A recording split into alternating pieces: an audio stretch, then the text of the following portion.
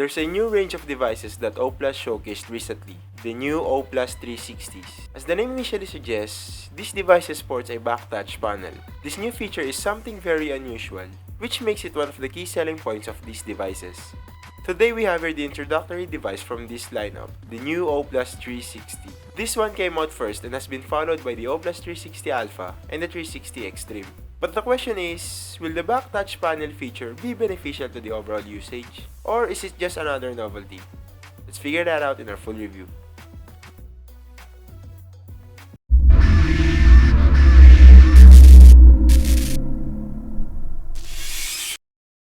This device's overall look is something a little identical to other Android devices that are in this particular category. Although this one has a bit more sturdy and high-end feel due to its large screen and the proper use of the polycarbonate materials. The device is made of plastic, of course, but it doesn't appear cheap. The device still feels well built and very solid.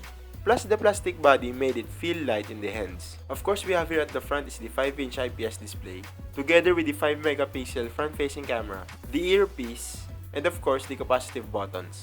The left side has the volume controls, while the right side only has the lock and power switch. I would like to give a big thumbs up to these buttons as they have been made really well. The buttons are distinctively tactile, which made it very clicky. Large buttons are also way better than the entrenched ones, as it prevents accidental press.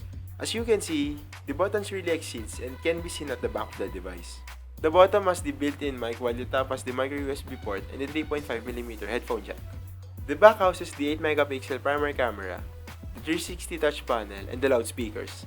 The loudspeaker output is also uploadable on this one. The volume level is just something very far away compared to other competing devices. Popping out the back panel shall reveal the 2 SIM card slots, the micro SD card slot, and the 1700 mAh battery. Now let us focus to the main feature of this device. The device boasts a touch panel at the back.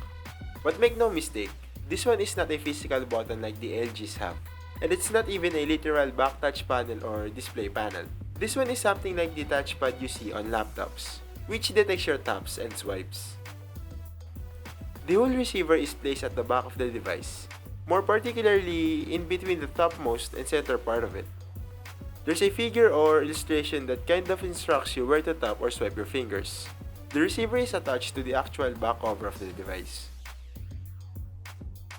And as what I have actually tested, this thing is not just a mere novelty as it can really increase the productivity in using the device. It is perfect for one-handed operation and also for users with small hands. This thing can cater all the swiping and tapping, which are the gestures that you normally do to the actual screen. Which means that you can browse the home screen, gallery, social networking apps, and many more single-handedly without blocking the view from your screen. The budget-friendly price of the O+ 360 means that it has an underwhelming display quality. It features a compelling 5-inch IPS FWBGA display, but with a catch. It only has a resolution of 480 by 854 and has a 196 pixels per inch.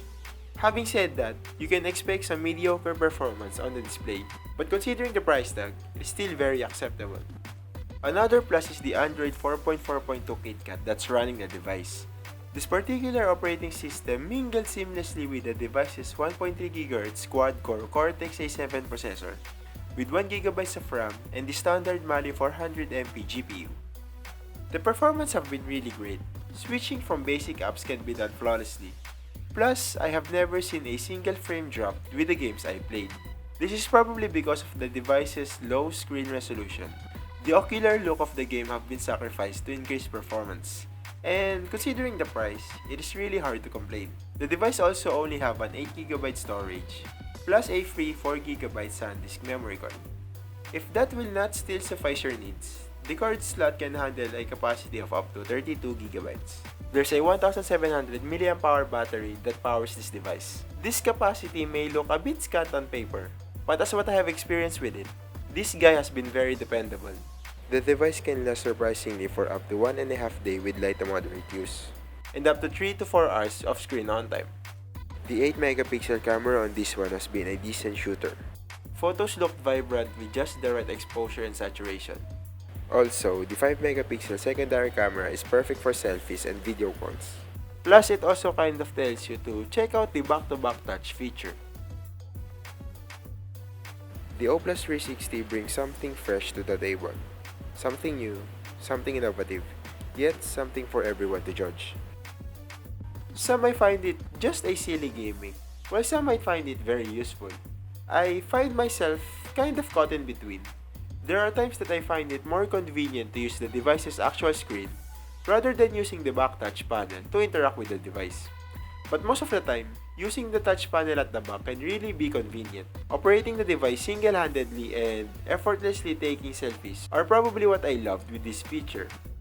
The other aspects are also above average for the device's price tag. The battery is very dependable, the 5MP and 8MP camera are fantastic shooters, there is a large 5-inch display, and of course, the Android 4.4.2 Kitkat. If you think this device is for you, you may now get yours for an asking price of only 6,395 pesos.